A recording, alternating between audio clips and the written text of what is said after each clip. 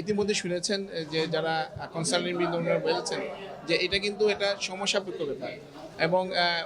যখন সিলেটের বাইরে যে সিলেটের মানুষজন সাধারণত আসলে সিলেটের বাইরে যে খুব একটা স্বাচ্ছন্দ্য ফিল করেন না কোনো চিকিৎসা নিতে এবং সেটা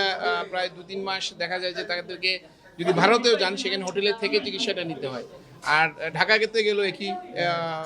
ব্যবস্থা সেইখানে ওনার বাড়িতে থেকেই কিন্তু এই সেবা নিতে পারছেন শ্রীমঙ্গলে একটা সেন্টার আছে আপনারা জেনেছেন যে এটা কিন্তু পূর্ণাঙ্গ না অনেক সময় দেখা যায় যে সেখানে যে শিশুগুলি জন্ম নেয় হ্যাঁ যিনি কনসালটেন্ট আছেন উনি নিজেই গাইনোকোলজিস্ট এবং তখন যেহেতু সেই ব্যবস্থা না থাকায় ওনাকে সেই পেশেন্টগুলি বা বাচ্চাদেরকে সিলেটে পাঠাতে হয় সেদিক দিয়ে আমি বলবো যে এইখানে যেহেতু এনআইসিইউ বা পিআইসিইউ আছে এই ব্যবস্থাটা এখানে আছে এই সেন্টারে সেখানে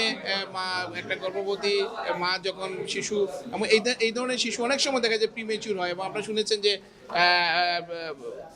অনেক সময় 2টো বাচ্চা হয় 3টা ট্রিপলেট হয় হ্যাঁ তো এই ধরনের বাচ্চা কিন্তু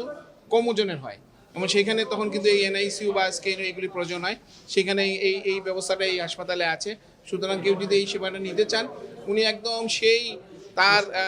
শুরু থেকে নিয়ে একদম শিশু জন্ম নেওয়ার পরেও সেই চিকিৎসাটা ওনারা এখানে পাবেন। বিদেশ থেকে দেশে রেমিটেন্সের টাকা আসে নিরাপদে, তাই আজই আপনার আপনজনকে বলে রাখুন রেমিটেন্সের টাকা যেন শুধু নগদেই পাঠায়।